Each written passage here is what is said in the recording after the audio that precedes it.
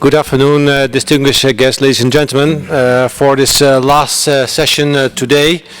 Sorry about the delay a little bit, but at least we are here all warm together. Outside is minus 15 degrees and snowing. I was thinking about building a little campfire here, bring us closer together, but I think it's against the building regulations and certainly against the announcements I'm going to make soon after this.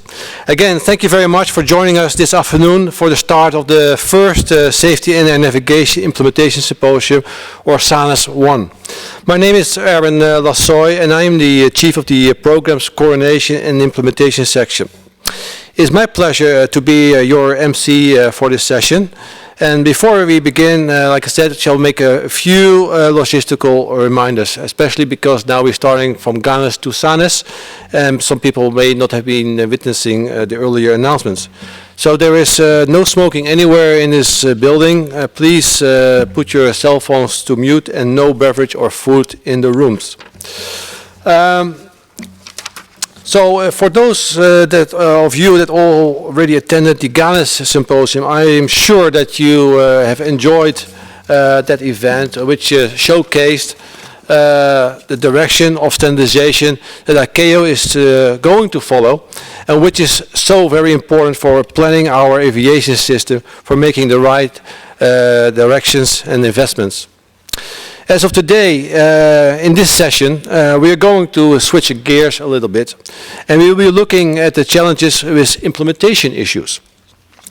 This afternoon, we will kick off the SANES symposium using a top-down approach, which begins with an explanation of our implementation strategies, followed by regional mechanisms supporting these strategies, and their main issues and challenges. In order to do this, we have assembled an excellent contingent of keynote speakers that will set the stage for you during the next 2 days, 1.5 to 2 days. Also on my left, we have our management team from the regional offices who will give some prominence to our implementation strategies. Our Secretary General will set the tone by discussing the implementation strategies to facilitate the air transport system. It is an honor for me to introduce Dr. Fang Liu. Dr. Fang Liu, the floor is yours.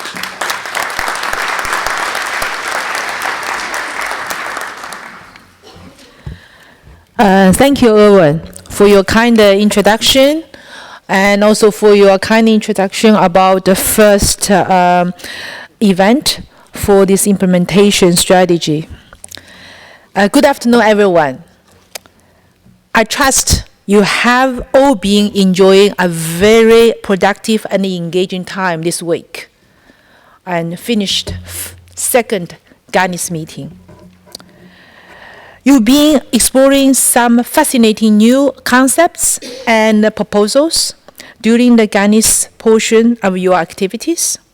But today, we'll begin to focus on the safety aspects of the emerging air navigation and air traffic management environments.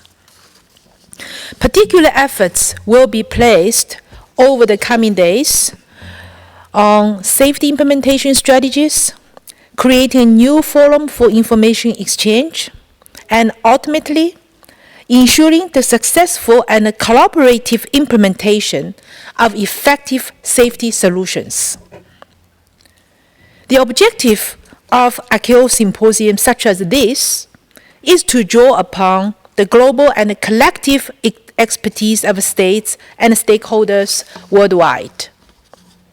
We then package that expertise consistent with ICAO's global provisions and share it with other states and regions to benefit their local operations and planning.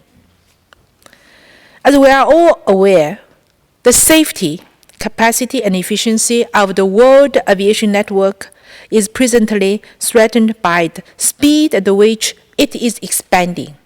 It is a nice challenge. The worldwide aviation system today connects some 10 million passengers daily on over 100,000 daily flights. Our sector supports 63.5 million jobs globally, fully 1/3 of world trade by value, and it contributes more than 2.7 trillion US dollar annually to the global GDP. It also carries over half of the 1.4 billion tourists who travel across international borders every year, a contribution which explains why civil aviation today is nothing short of an economic lifeline for many states, regions, and cities. This incredible level of activity we all work so hard to manage and improve upon has doubled in flight and passenger volume roughly once every 15 years since the 1970s, and it is poised to do so yet again. This is especially important today, mainly because the number of routes and flights connecting a given country to the world are being more and more recognized as fundamental enablers of its overall socio-economic prosperity. As a UN agency, ICAO has a direct responsibility to help our member states attain the 17 Sustainable Development Goals adopted under the United Nations Visionary Agenda 2030. This explains in part why we are reinforcing this relationship between aviation connectivity and economic development at every opportunity. One concern for all of us and for all of you in this regard is that our safety audit programs have been recording some troubling variations in the state-by-state levels of effective implementation of ICAO standards and recommended practices. What this variation tells us is that some states are not quite so well prepared as others to take advantage of the economic benefits of aviation growth and development. This runs contrary to one of the most fundamental aspirations for civil aviation as defined in the preamble to ICAO's Chicago Convention, and as such presents us with a common and important challenge to resolve. The dynamic whereby states assure ICAO compliance, whether through direct local actions or requests for international technical assistance and the No Country Left Behind initiative, must begin with their own high-level commitments and demonstrations of political will.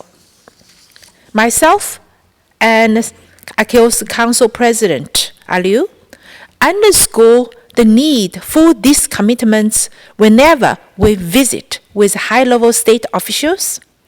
And ICAO has also collaborated through ICAO's Aviation Industry High-Level Group, IHLG, on the unique publication which details air transport's economic benefits for ministers and state planners.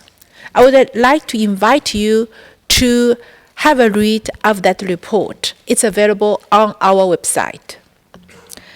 This report is joint efforts by all our close partners of the industries. So it's combination of whole aviation benefits to the state's economic development and social progress. These are helpful efforts to add more momentum toward these objectives, but I would also call on each of you to bring these messages back to your countries when you leave at the end of the week, and to ensure that all of the key decision makers in your sphere of influence are fully made aware of them. Another key issue you'll need to work to resolve over the next 2 days is that competition for airspace is accelerating. When new unmanned and commercial space-related services seeking to carve out their own real estate for their expanding operations, we must find a way to seamlessly integrate them with no adverse safety or efficiency impacts. Capacity challenges and continuous increases in traffic volumes that I referenced earlier are furthermore making the goal of ensuring maximum safety, capacity, and efficiency increasingly complex. What we know for certain is that in many mature air transport markets, we no longer have the luxury of simply adding new airports and slots to accommodate further traffic growth. Instead, we have to revolutionize the way we manage this growth. Fortunately, finding solutions to these types of issues has been the hallmark of international civil aviation since our Chicago Convention was first drafted, and ICAO was essentially designed from the outset to help states determine cooperative way forward. What is absolutely clear is that we cannot afford to sit back and wait. If we do, then technology will leave us behind. And besides the speed at which we address our present challenges, our mutual cooperation will also be critical. It is therefore of utmost importance that airlines and navigation service providers and airport operators collaborate more intensively on new solutions for safety, airspace capacity, and traffic demand. Simply put, sectoral growth cannot be permitted to negatively impact our key strategic performance targets, and existing levels of aviation safety, efficiency, and environmental protection must continue to trend upward even as operations expand. The various sessions we've organized for you during this symposium will help you to explore how to accomplish this. Just as I highlighted 3 weeks ago in Singapore, when ICAO member states gathered for ICAO's Global ATFM Symposium, I cannot emphasize enough that we need to be more open and collaborative in supporting our implementation goals at the global level. In addition, while our organization understands the hopes and challenges faced by developing states, we are also confident that we have the collective experience needed to assist all states with their implementation goals. Indeed, we will find that this is one of the major points to take away from this event. Every step for improved effective implementation must be a collective effort, and one which relies on comprehensive regional collaboration mechanisms such as the PERCs, RASCs, COSCAPs, ISOs, as well as regional aviation commissions and conferences. Before concluding today, ladies and gentlemen, I would like to draw your attention to the topic of innovation. It is the role of ICAO to help ensure that new technologies and procedures are introduced in ways that benefit states and operators, and much of what is on the drawing board today will need to be implemented quite rapidly by our member states. I call on you then not only to be more open and collaborative and cooperative, but also more imaginative, responsive, and flexible when considering the topics ahead of you. Please be as open and generous as possible when sharing your experience and expertise.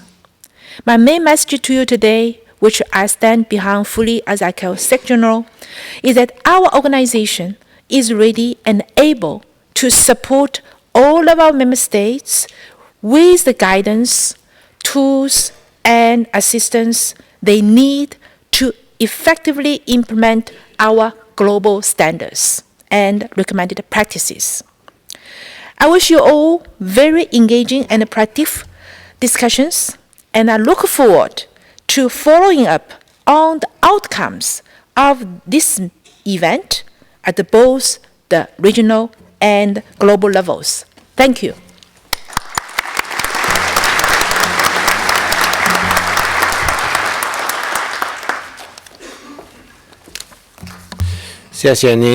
Thank you very much, Dr. Fang Yu, for your keynote address in setting the tone for the SANIS symposium, which will guide us in facing the challenge ahead of us by providing the effective implementation strategies in support of the UN Sustainable Development Goals, as well as the No Country Left Behind theme. Thank you very much. Our next topic will build on the information that we just received and will explain the importance of the regional implementation mechanisms that play a crucial role in the implementation of the regional and global plans. We will hear the perspective from the side of the state as well as from the side of the airspace user. I would like to begin the session by introducing Ms. Poppy Khoza, Director of the South African CAA, who will give us the state's perspective on the importance of the regional implementation mechanisms. Ms. Poppy Khoza is an accomplished executive with vast and wide-ranging experience in the field of aviation, of which of over 14 years in senior management positions. Until very recently, she served for 2 years in a row as the chairperson of the ICAO AFSEC panel, a historical position for a woman. Ms. Khoza was bestowed with the Meritorious Award as South Africa's most influential woman in business and government in 2012. She is the winner of the 2015 Best Chief Executive Officer Award and of the 2016 Public Service Leader Award. Please welcome Ms. Poppy Khoza.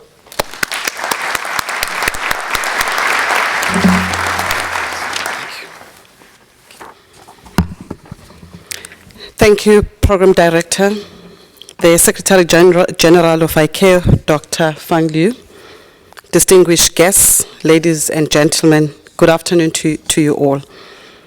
It is a great pleasure to address you today and to extend South Africa's appreciation to ICAO for hosting this very important event. It is indeed an honor to be part of this gathering. I sincerely believe that this session dealing with implementation strategies represents another opportunity for all of us to exchange ideas and to explore the best way forward in addressing the implementation challenges of ICAO provisions. International air transport is a deeply integrated and dynamic sector, one characterized by rapid technological changes that we need to plan for and accommodate within the parameters of the standards and recommended practices and global plans such as GANP and the GASP. Therefore, collaboration at global level, at regional level, and locally becomes crucial in order to harmonize implementation. This approach is fully consistent with the objectives of the ICAO Council, who originally established the regional air navigation planning groups and regional aviation safety groups to facilitate the continuous and coherent development and implementation of air navigation and safety plans. The PEGs and RASGs, as established by ICAO, play an important role to ensure the development of the regional plans, provide input to the work of appropriate ICAO bodies, monitor the implementation of air navigation facilities and services, and where necessary, ensure harmonization, taking due account to cost-benefit analysis, environmental benefits, and financing issues. The role of PEGs and RASGs should be enhanced and strategically positioned to provide feedback on a regular basis on two levels. Firstly, feedback on regional implementation challenges that should be addressed in the future amendments of the global plans. Secondly, provide detailed feedback on the status of ongoing ICAO projects such as cyber safety and resilience, safety management, PBN, and many others. Whilst one has an appreciation for the good foundation that the global plans have laid, the future editions of the plans will need to be simplified and made clearer for decision makers to deal with complexities. We will also need goals, targets, and performance indicators so that we can effectively measure and report our implementation progress to the Council. At the regional level, some states are overwhelmed by the different choices offered by the aviation system block upgrades, or ASBUs in short. Without clear guidance and an implementation strategy, some states may very well elect to delay implementation, while others would implement all the modules, which is an almost impossible undertaking. We only need to implement the modules and elements which address specific national and regional priorities. This is where we look at ICAO to provide the overarching global plans and the associated detailed guidance that should be written in a manner understandable. We therefore urge ICAO to continue to reach out and actively engage states, regional and international bodies and organizations in the future review and amended process of the global plans to enhance their relevance to states' needs. Regional planning mechanisms are the driving force for planning, harmonization, and implementation, and must also be part of the updating processes. It is recognized that safety and air navigation capacity and efficiency objectives are very much integrated in the civil aviation systems. It is essential for ICAO to note that there is some degree of confusion in some states related to the perceived separation of safety from air navigation capacity and efficiency functions. This sometimes results in unnecessary gaps, duplication, and conflicting efforts. This separation needs to be clarified in the detailed global plan guidance to states and regional bodies, as it may lead to continuing confusion and hamper the successful implementation at the state and regional levels. The revised global plans should provide guidance and continue to facilitate the regional planning processes through a systemic approach that takes into consideration human, financial, and capacity needs required by states to implement their parts of the plans based on their national and regional operational requirements.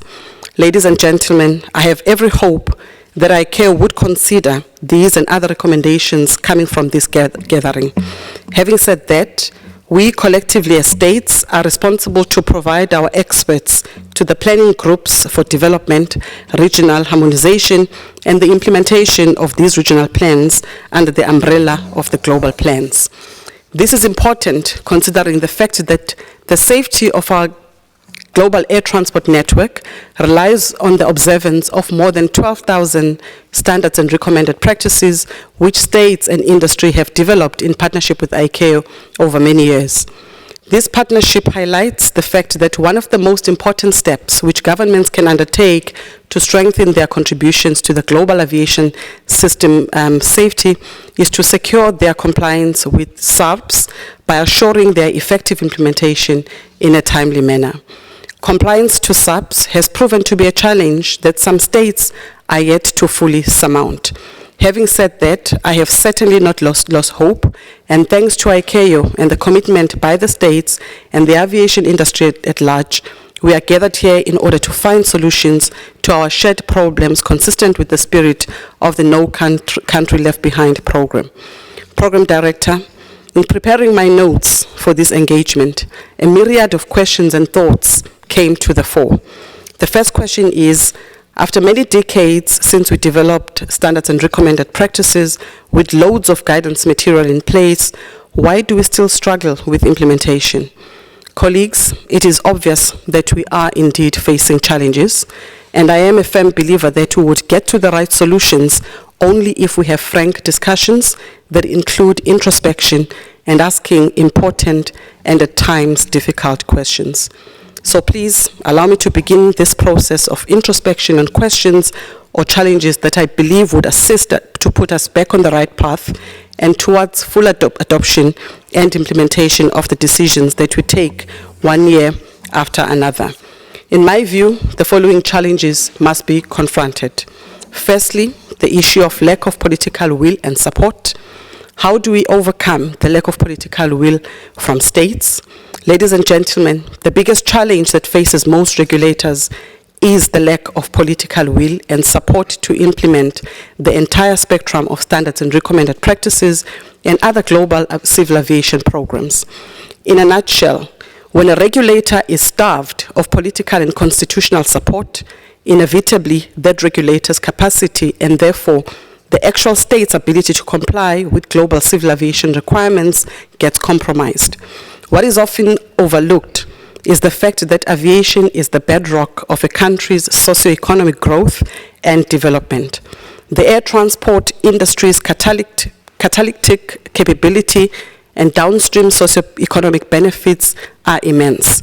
This is where regional bodies must take the lead to emphasize the importance of stimulating aviation activity in every country. Secondly, it's the issue of the lack of autonomy. When there is no political will and constitutional support, the immediate effect on regulators is the loss of autonomy. When you have lost autonomy as a regulator, you are at the mercy of those who wield the power. This may be the reason why some states are unable to comply with ICAO standards or being part of regional initiatives. The only time that their political principles would pay them the desired attention is when there is a pending ICAO audit. Ladies and gentlemen, that status quo should not prevail.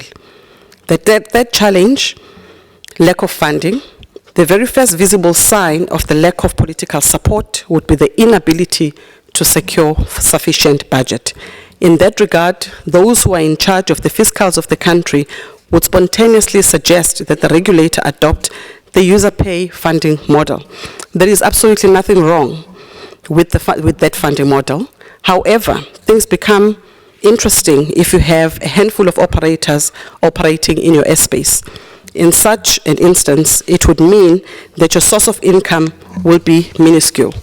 If you are insufficiently funded, it means you will not be able to attract and retain professionals with the right expertise. Every few years, there is a new technology or new way of doing things, and regulators are expected to accommodate those changes. We have heard over the past few days about future innovations, and in our industry, they are quite rapid and specialized. How do regulators respond to innovation when they can't even invest in basic resources to keep them afloat? These are the discussions I believe we must have to confront implementation challenges. Colleagues, as uncomfortable as it may be to talk about these challenges, the truth is that it does happen. And then we wonder why there is little implementation of the decisions taken at gatherings such as these. As we're grappling with those challenges, then there are internal impediments at a state level. So in addition to the lack of political will and the necessary funding, there are other impediments which are internal in nature, and they inhibit the provisions of proper civil aviation oversight. I'll make you an example. Firstly, unclear allocation of responsibilities to various agencies of the state, creating confusion and overlaps. The lack of internal coordination, where at times there is ample political will, ample financial muscle, clear rules and allocation of responsibilities, but then only to find miscommunication or mistrust amongst agencies.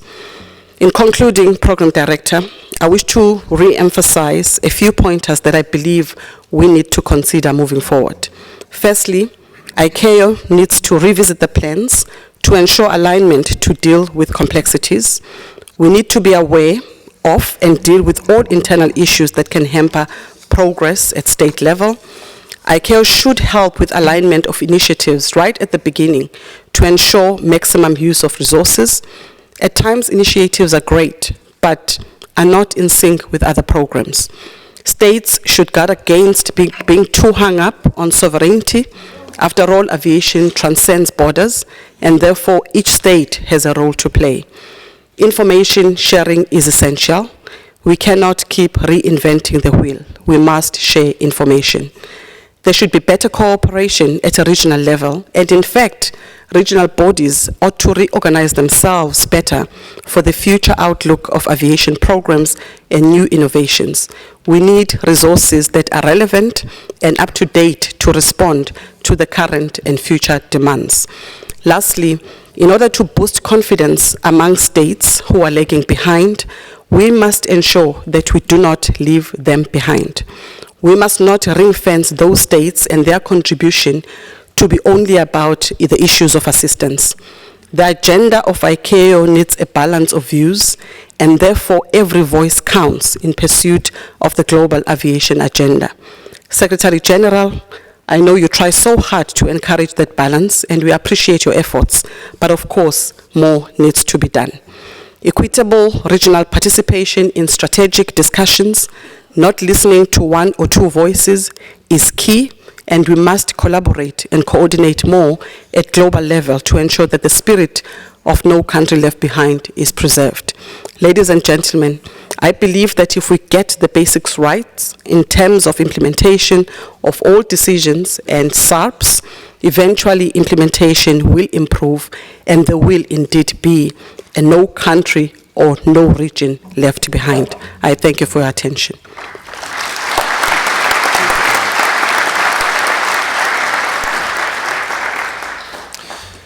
Thank you very much, Ms. Khoza, for highlighting the challenges that we have, such as the lack of political will, autonomy issues, funding issues, and other impediments, and the need for sharing information, and the important role that the regional organizations play, such as the PERCs and the RASGs.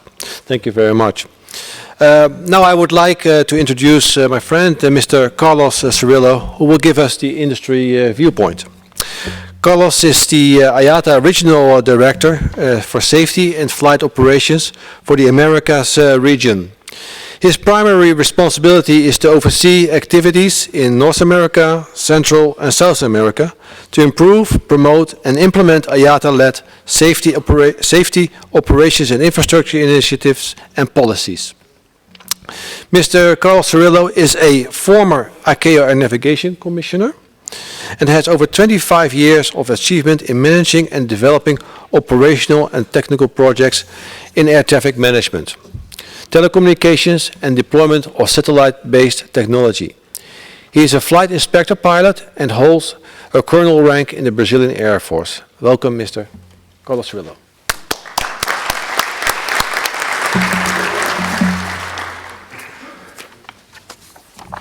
Thank you, Erwin. Madam Secretary General, Dr. Fang Liu, ladies and gentlemen. It's an honor to be here speaking in front of you. I'm trying to follow Margaret Jenny wise words from Monday, so I'm going to try to be quick. In the last 20 years, our industry as well as the regulatory environment have changed in many ways. ICAO has departed from developing prescriptive SARPs towards a performance-based approach. States, airlines, and air navigation service providers have also evolved to commercial, corporatized, and non-for-profit organizations, in many cases no longer managed by states. Consequently, a good part of the expertise that reside within governments has moved to the industry. This had some impact on harmonization and implementation efforts, as well as some changes to the oversight environment. At the same time, air traffic has doubled, with infrastructure implementation in several regions not following the same pace, leading to congestions in the air and in the ground. Despite all challenges, the industry has managed to do their job safely. 10 years ago, the whole loss rate for Latin America and Caribbean was 9.77 per million departures. Last year, it was 0.62. How did we do it? Let's talk about the GAMP.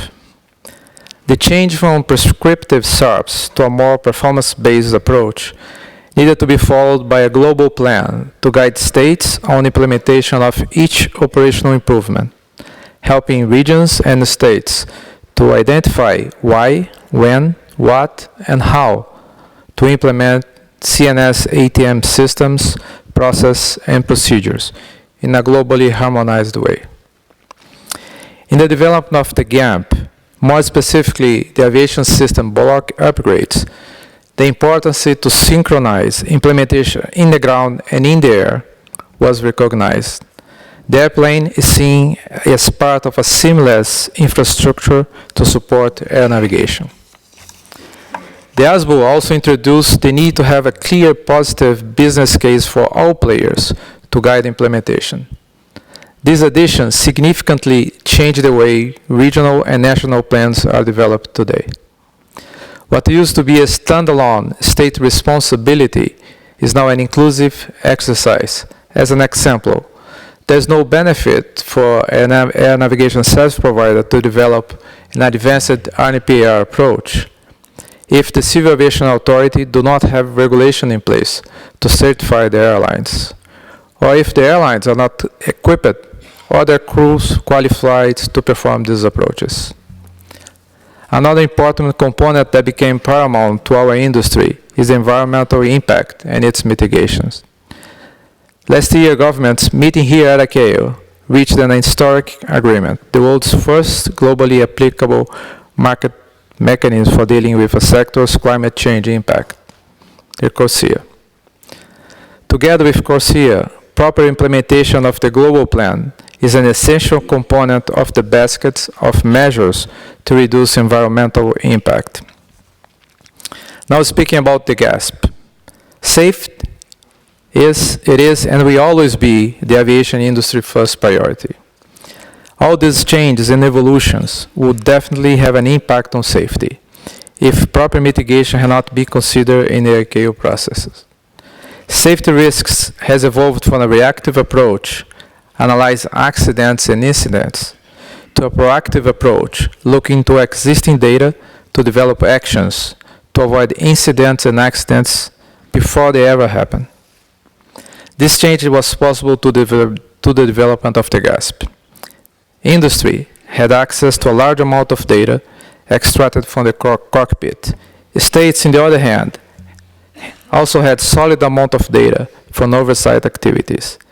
With that in mind, in a collaborative approach, a group of ICAO and industry experts called the ISSG Industry Safety Strategy Group developed a safety roadmap, which was later incorporated into the GAMP.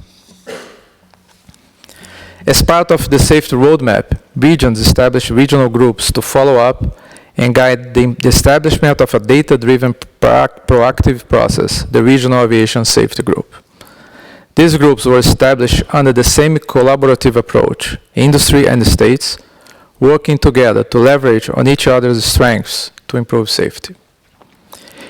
If I may refer to the statistics mentioned at the beginning of my speech, it seems that this has worked pretty well.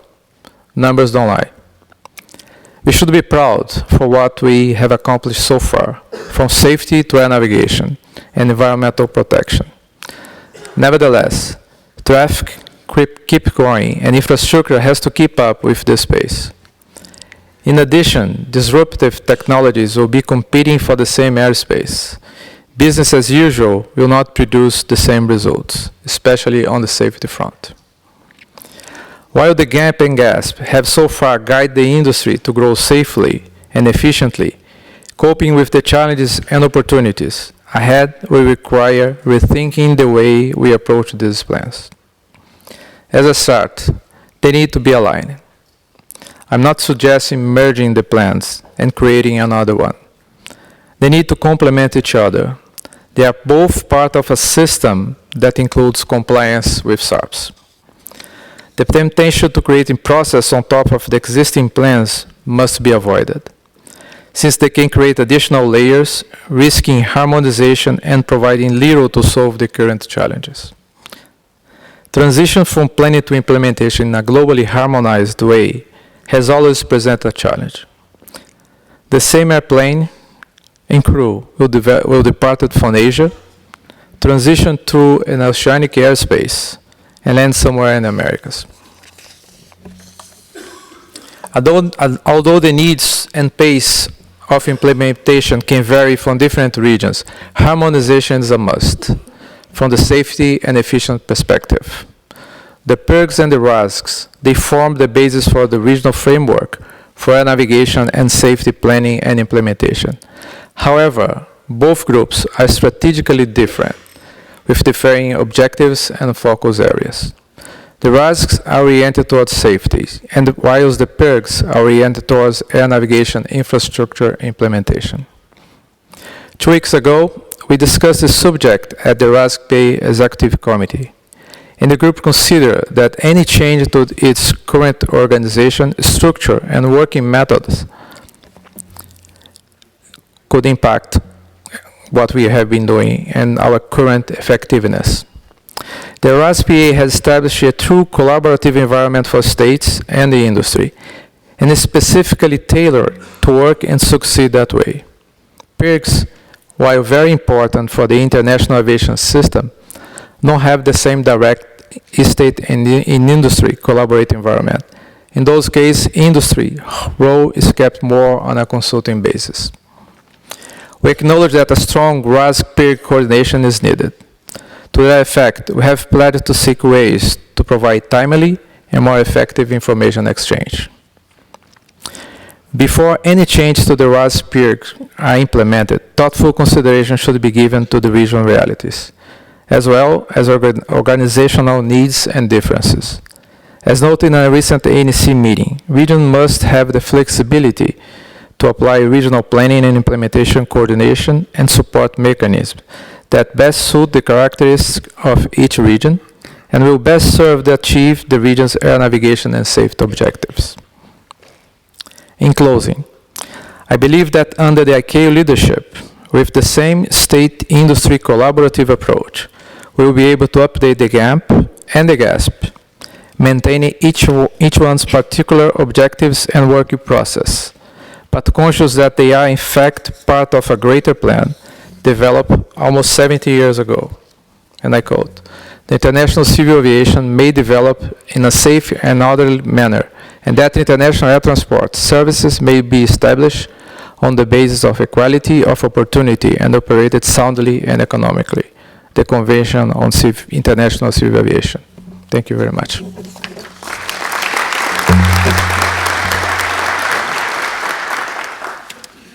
Thank you very much, Mr. Cirilo, for your viewpoints on this important topic, including reaffirming some of the views expressed by Ms. Khoza before, but particularly discussing the issue, the challenges that we have in our airspace, if it's competing different strategic objectives, and therefore the need for coordination in development in the GAMP and the GASP. Our next speaker is Captain Claude Hurley. Captain Hurley is the alternative representative of Canada on the ICAO Council and ANC member. He has served as an ANC commissioner at ICAO since February 2014 and was appointed second ANC vice president in 2016 and its first vice president in 2017. And as of 1st of January next year, he will be our new ANC president. Prior to his commitments at ICAO, Captain Hurley, an executive with Transport Canada, flew as a professional pilot for many years. Captain Hurley will talk to us about the challenges in the implementation of SARPs and GAMP and GASP, which is directly related to our previous discussions on the regional mechanisms. Welcome, Captain Hurley.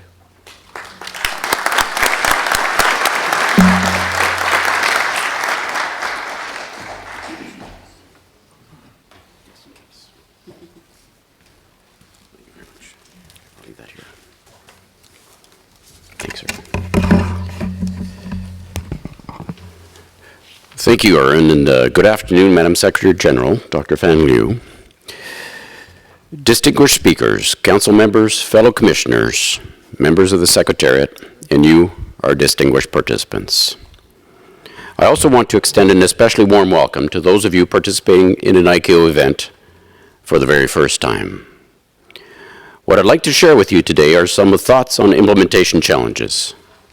But before I do, it might be worthwhile to explain that what you've heard just now was a traditional ICAO protocol for speaking up in formal meetings, whether it's in the Commission the Council, or even the Assembly.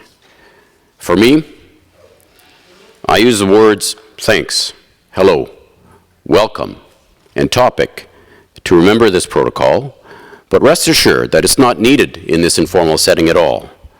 And I only bring it up today, as I had the occasion lately to reflect that as a pilot coming in from the cold, so to speak, it took me almost a year at ICAO to really find my voice, especially in these formal meetings.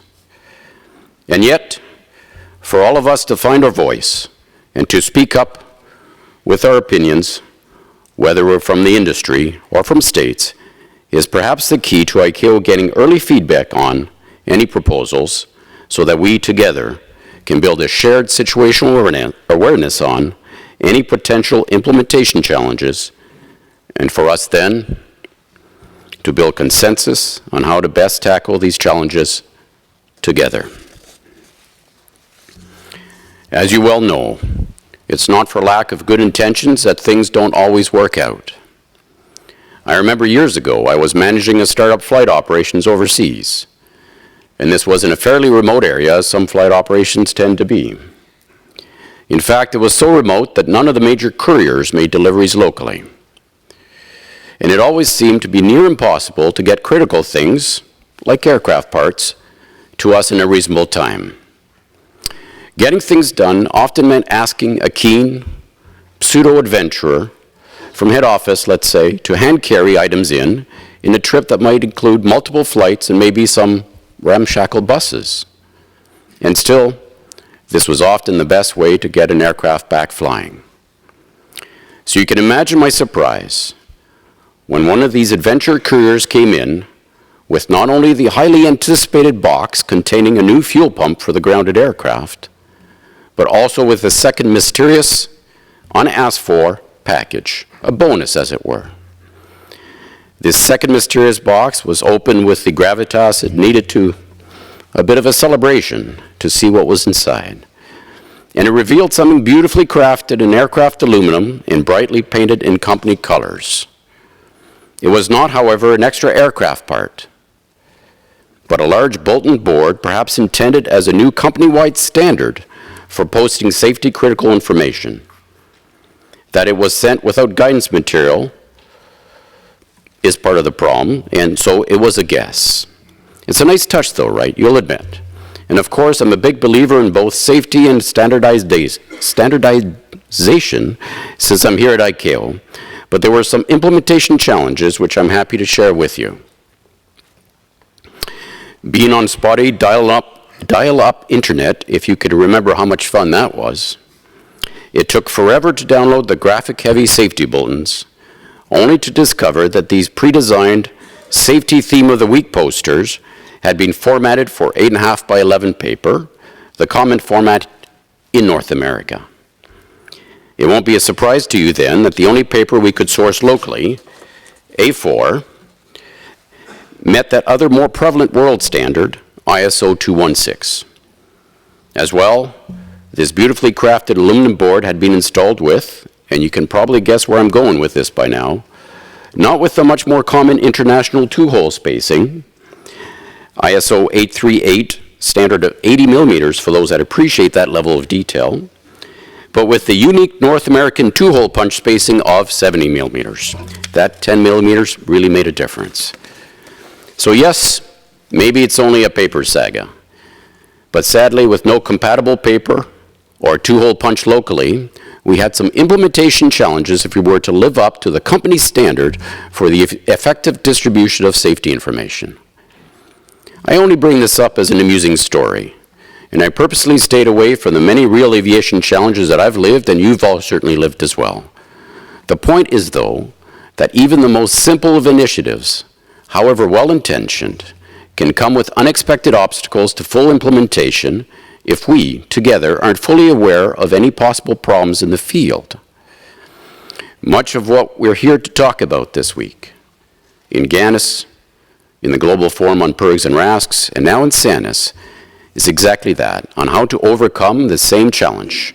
Essentially, how best to leverage your expertise of what the difficulties are out there. so that the proposals being developed by ICAO are based on a deeper understanding of the realities for you, as states and as industry, and that together we build not only a shared situational awareness of the problems themselves, but hopefully a consensus on the best path to success going forward. I've had the great privilege over the last few days of being tour guide to a number of colleagues visiting us for the first time. Looking at you, Dan.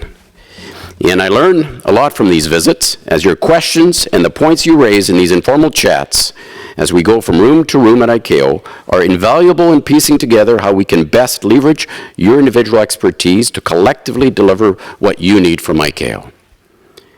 Imagine, if you will, that we start by walking out from here, from this impressive room, where 191 states set the priorities for the next 3 years during the last triennial assembly. Actually, yes, 191 was at the last assembly, and we're now at 192 as of the 18th of November. So to follow the protocol, here's wishing an especially warm welcome to Tuvalu, our newest member state. So let's all together take an imaginary walk out of this very room, where in October of last year, states agreed to a number of assembly resolutions on what to prioritize for the next 3 years. At this point in our walkabout, I typically introduce an example of a file that the Assembly agreed it needed some prioritization, such as flight tracking. I note the special architecture of the building itself, as design reflects directly on how we structure our work. It's a beautiful building, by the way, isn't it? And I know that the state I'm most familiar with is very proud to be the host state to ICAO. Yes, that's also the protocol for commissioners not to mention our nominating state by name, as we serve on behalf of all of you and of all member states.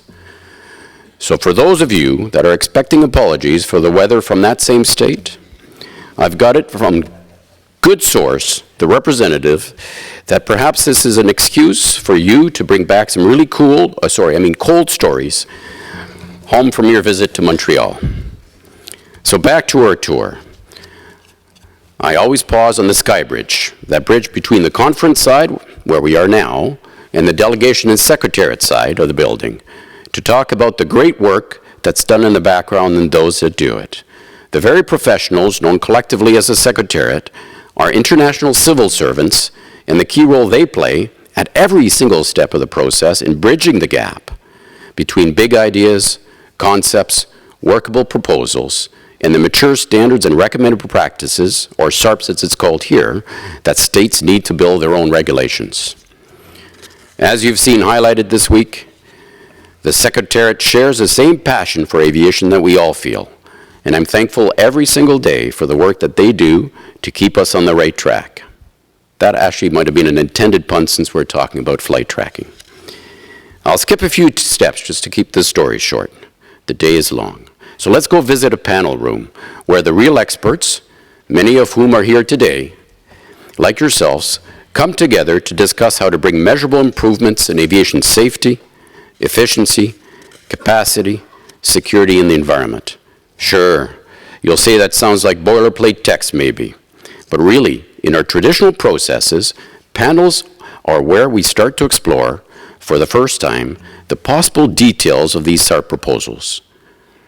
After a lot of work, ably led by a panel chair elected by the group itself, and helped by the vice chairs and the whole panel, and guided by the Secretariat, an initial proposal is brought forward to the Commission. So let's pause. Let's pause in the Air Navigation Commission room for a bit. Sure, because it's the coolest room in the building, and after you get a moment to let the gravitas and the great vibe sink in, I'll point out that it has no windows. Christian Schleifer of EuroK, who gave a keynote speech in this very room on Monday, and one of my predecessors in the president's seat in the Commission, shared with me the following insight, that this windowless aspect of the Commission should be a reminder to all commissioners that we can't see and know everything outside these walls, and that feedback from states and industry is critical to evaluating the proposals being presented to us. And we do seek that feedback, as after the Commission explores, debates, and reaches a consensus on the flight tracking proposal that is sound and now mature enough to go to the next step, the Secretariat sends out requests to states and industry for comments on what's being proposed. So one of the best ways to influence the work at ICAO is by sharing your thoughts on whether or not what's being proposed makes any sense. These proposals for SARP amendments go out as an official state letter. Industry can reach out to ICAO through accredited international organizations, such as our good friends in IATA, ACI, IFATCA, IFALPA, IBAC, AOPA, ICCAIA, to help inform their responses in the same way that states can reply to these state letters. We've got 192 states at ICAO, and I'll pause here for you to take a guess at how many replies we regularly receive to those state letters. As an example, ICAO sent out a state letter asking for comments on the proposed agenda for the 2018 Air Navigation Conference. This conference will build on any insights from this week's symposia and will be a key meeting in the lead up to the next assembly. For this state letter, 41 states replied, as did 5 international organizations. So for less than 25% of states to reply to these state letters, and that's fairly typical, even for requests for comments on initial proposals, it may be indicative that we either got it perfect the very first time, what are the chances, or that we're not getting the full picture as we look for feedback onto whether what's proposed can actually work outside this windowless room. So I'm thrilled, I really am thrilled that you're all here, especially in this weather, as your presence demonstrates the commitment you, your organizations, and your states have for this work. So where does the gap come from between the obvious commitment to the work and ensuring that the process itself can generate the feedback that we need on these proposals? Certainly, a root cause analysis might conclude that this low response rate to state letters has nothing to do with the ability of states or international organizations to respond. Maybe we, in the Commission and at ICAO, need to look at our own processes. If what we're doing to gather your thoughts is not fully working for the whole community, for all of us. I note the wise comments of the previous speaker, Ms. Khoza of the South African CAA, that ICAO's global plans are overly complex, and that in the absence of clear guidance and implementation strategies, states can be overwhelmed by navigating through such choices as the GAMP's ASPUs. Hearing this reminded me of Saint-Exupéry's quote, in that perfection is achieved not when there is nothing more to add, but when there is nothing left to take away. So to briefly come back to our tour, imagine we're walking across to the council chamber now. As you'll recall, states and international organizations have now provided their comments on our flight tracking proposals, and the Commission, with the help of the Secretariat, has tried its best to address all concerns as we finalize that SARP proposal. I'm sure we can all agree that development of these SARPs that are implementable by as many states as possible under the No Country Left Behind strategy is a real priority. As such, you'll soon hear from Stephen Catlin about how ICAO is exploring better ways to obtain your feedback from you, the regions, states, and our industry stakeholders. As well, let me assure you that the Commission itself, through our working group on strategic review and plans, the SRP, a group ably led this year by my esteemed colleague Kirsten Riensema, has made significant progress in actively reaching out to regional offices to hear firsthand feedback on the outcomes of PERGs and RASC meetings. So as a final thought, it should be noted that this very symposium is an essential element in reaching out to you to find ways that we can build a shared situational awareness of the challenges and opportunities ahead and how best to prioritize our limited resources so as to build a better future together for aviation, for our traveling public, and for that I thank you for being here, snowstorm or not. I'll close then with another quote from Saint-Ex, just to set up for Steve's presentation. It reads in French as, "Un objectif sans plan s'appelle un vœu," but essentially translates in English to, "A goal without a plan is just a wish." With that thought, thanks again for being here. Happy landings.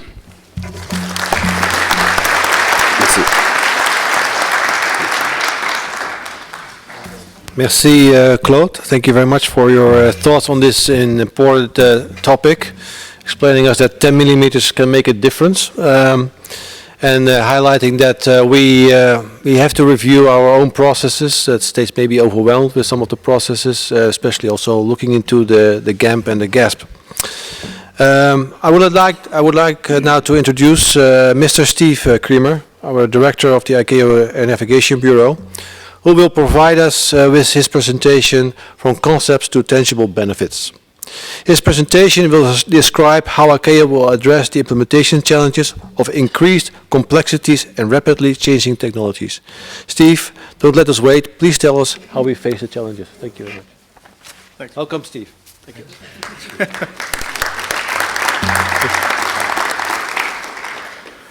Thank you, everyone, and good afternoon.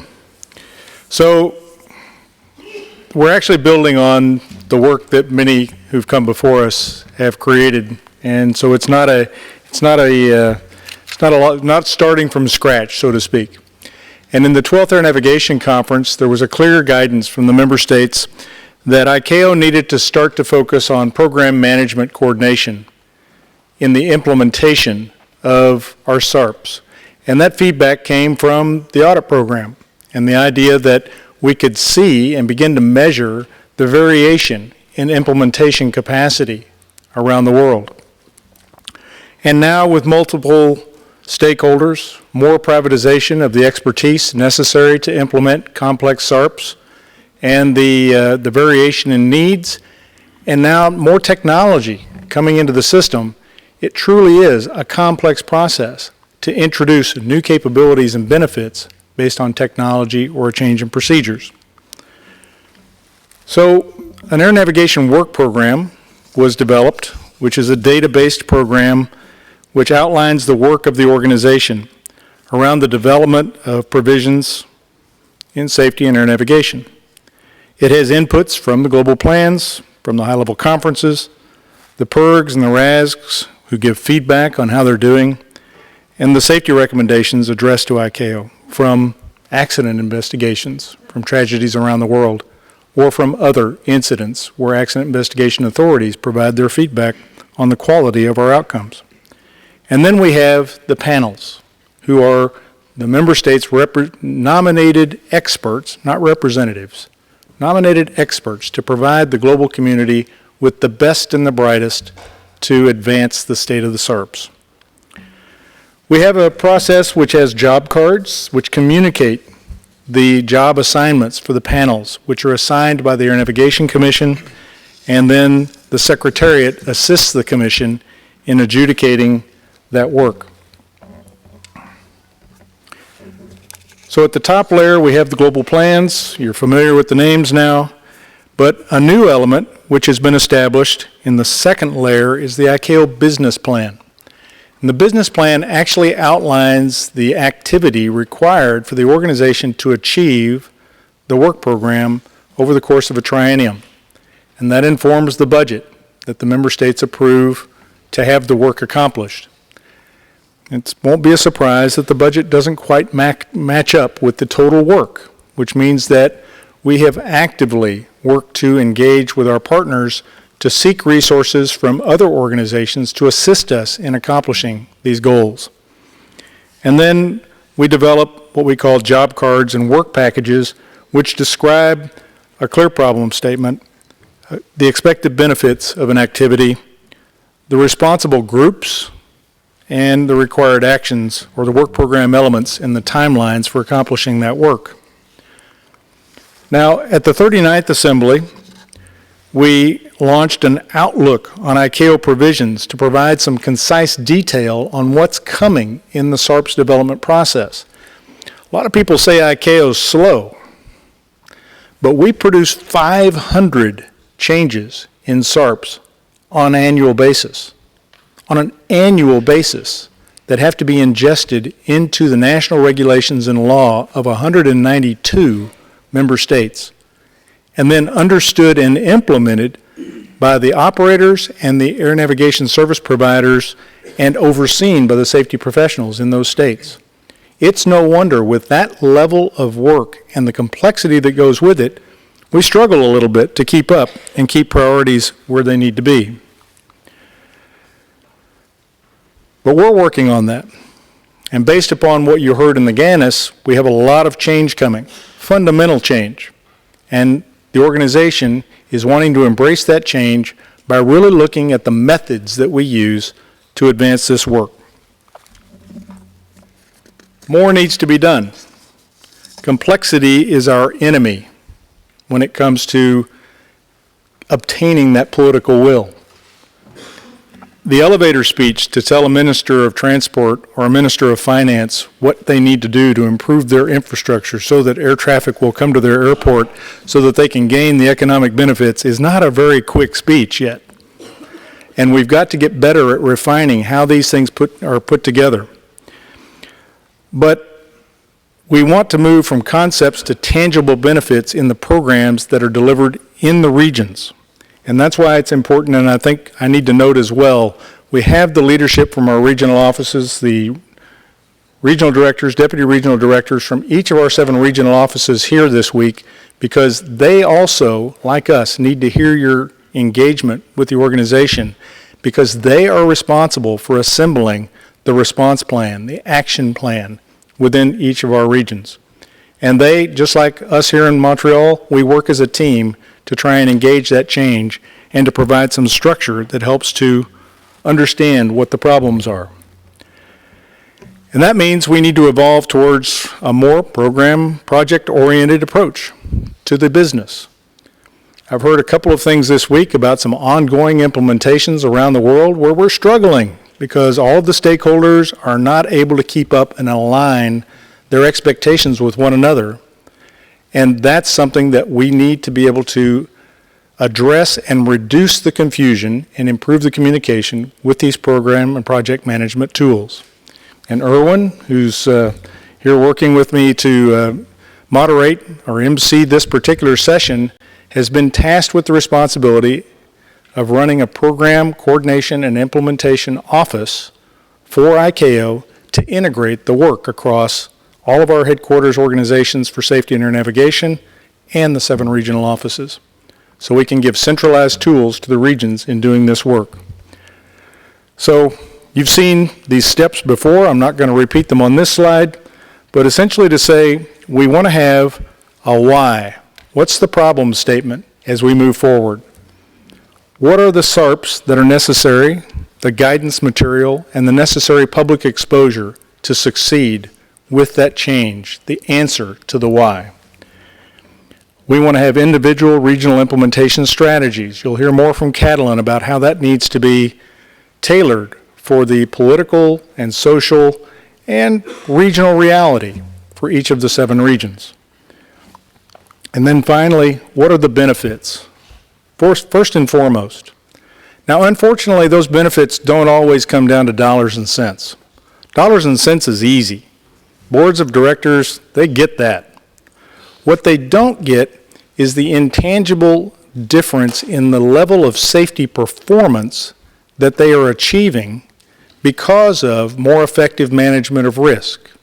And that's something that we're all tasked with working on when we work on the issues in the Air Navigation Plan, and that's why you see us fusing that work with the Global Aviation Safety Plan and Safety Program. And of course, environmental protection is an economic driver that's going to be an important component of future developments in air navigation. So in this example, for instance, performance-based navigation, we've been working now for almost a decade on the implementation of performance-based navigation. And we've got a pretty well-worn path to making that go, but we're only now getting access to global information tools that allow the individuals and stakeholders to repeat the process in an efficient way.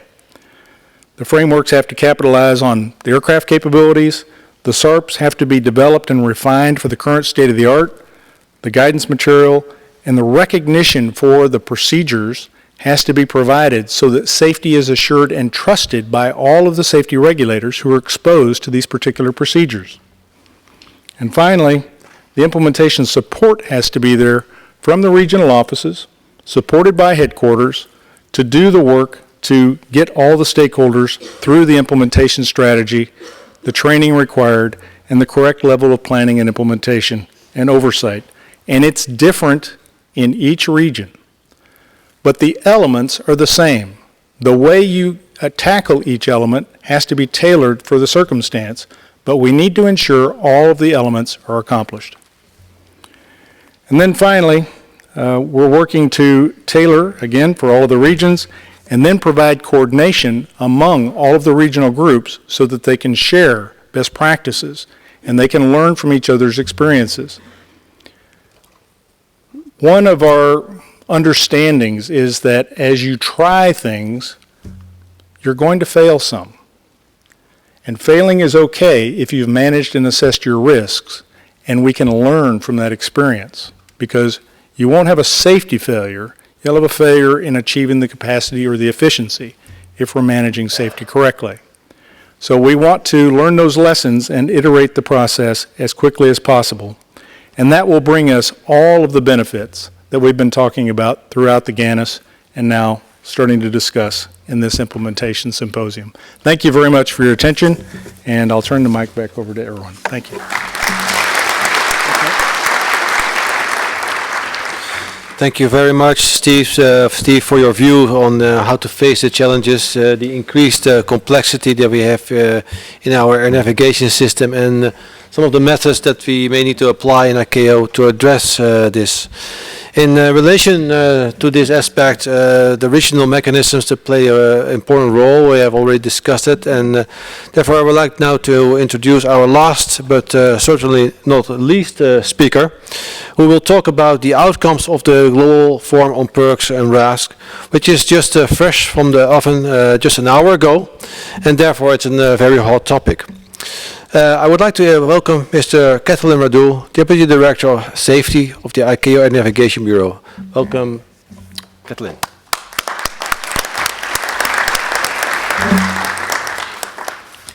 Thank you and good afternoon, everyone. It's a pleasure to be here again in front of you, trying to highlight what happens during the whole morning. We had this global forum on PERC and RASC, where we start discussing a little bit the challenges that we have in terms of regional mechanism and the implementation of our working program through this mechanism.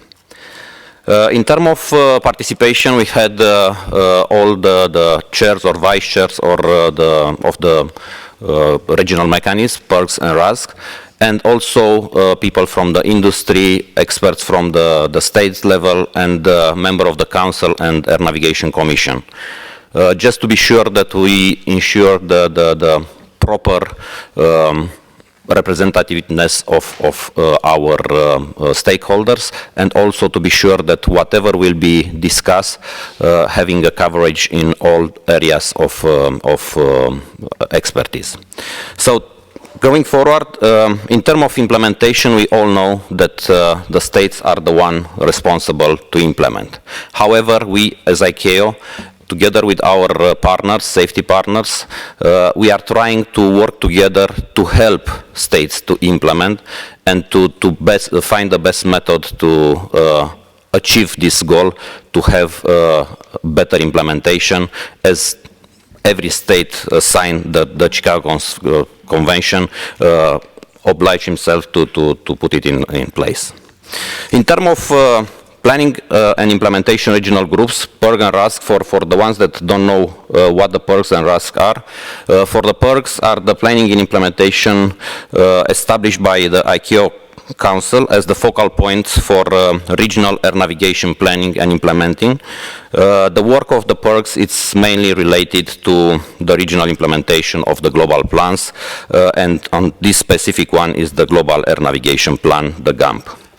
In terms of the RASCs, we have this also established by the ICAO Council to improve global civil aviation safety and efficiency, and to try to implement the ICAO Global Aviation Safety Plan principles in coordination and collaboration with our stakeholders and partners.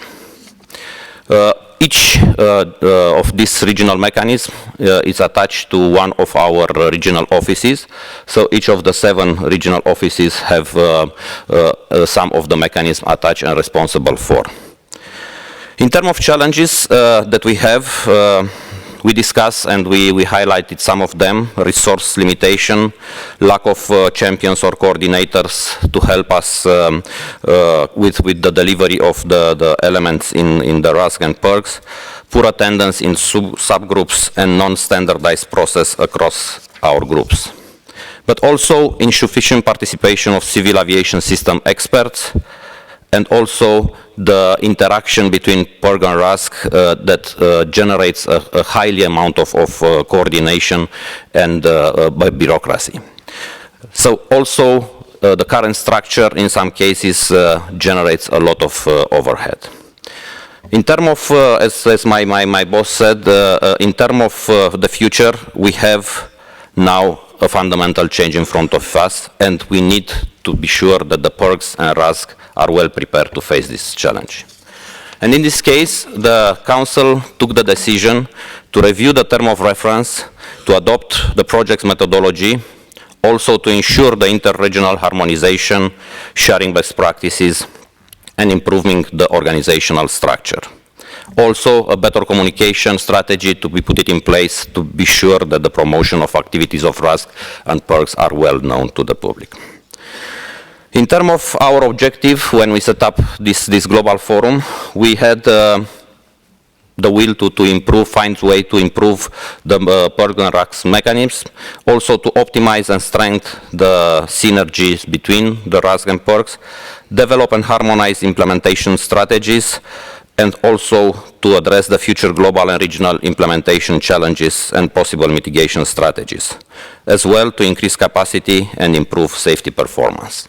We start the discussion and the forum with these goals, and at the end, 1 hour ago, as Erwin said, we just came up with some agreed outcomes that states in brief that ICAO will develop a clear and simple communication strategy and guidance to assist regional high-level decision makers to understand the importance and synergies of the national and regional plans with that of the global plans in order to foster their implementation.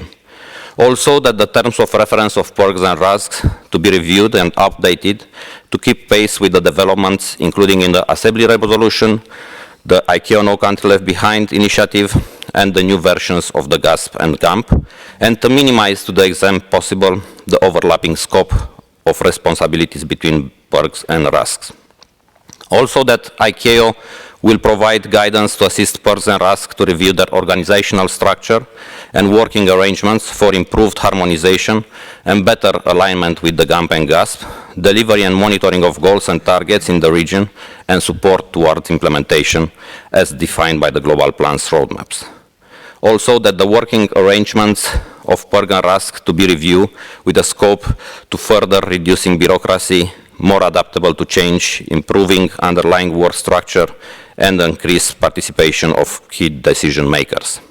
As well, that ICAO's regional reporting mechanisms to be reviewed and augmented with appropriate tools and processes to facilitate the assessment and prioritization of implementation issues.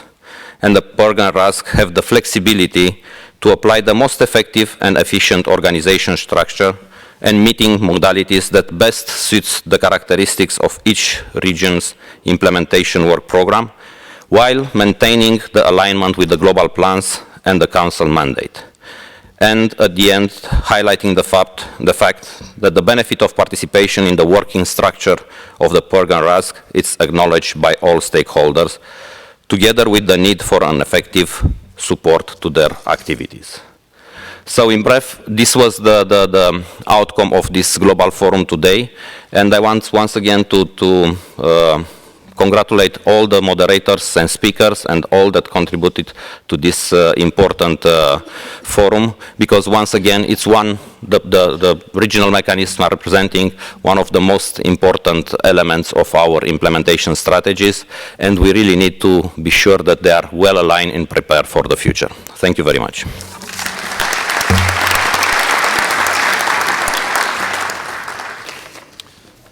Thank you, Kathleen, for for summarizing the outcomes of the Global Forum on Perks and RASC, and that will certainly help us move forward with our implementation strategies.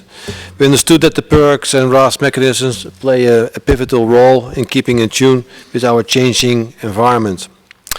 So we came now at the end of a long day again, this third day of our navigation week. And to sum up for this session, we have heard that about ICAO strategies direction to effectively implement ICAO standards and recommended practice.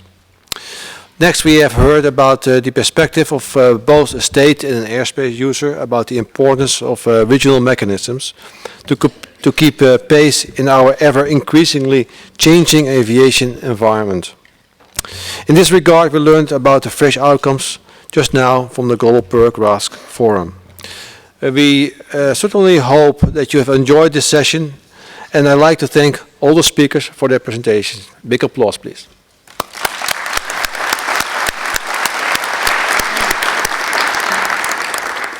So for the next 2 days, 1.5 to 2 days, you will have the opportunity to participate in several safety and navigation implementation sessions. Please take the opportunity to listen, to learn, but especially to contribute by sharing best practices and experiences. The sessions planned for the next 2 days include the modernization of the air navigation system in CR1, safety, CR2, airports in CR3, PBN also in CR3, civil mil cooperation in CR5, performance-based aerodrome operating minima also in CR5, and then from concepts to operation in CR3. And the last item will be the SANUS wrap-up, as we just had the GANS wrap-up just before this session. We will end the SANUS. I wish you a very successful continuation of the symposium for the next 2 days. Like I said, be interactive in the sessions, and don't forget to visit our exhibitors during the breaks. Please consult your app for the schedule and location. See you tomorrow, bright, well-rested, at 9 a.m. sharp, to get a wealth of information in our session. Have a good evening. Thank you very much.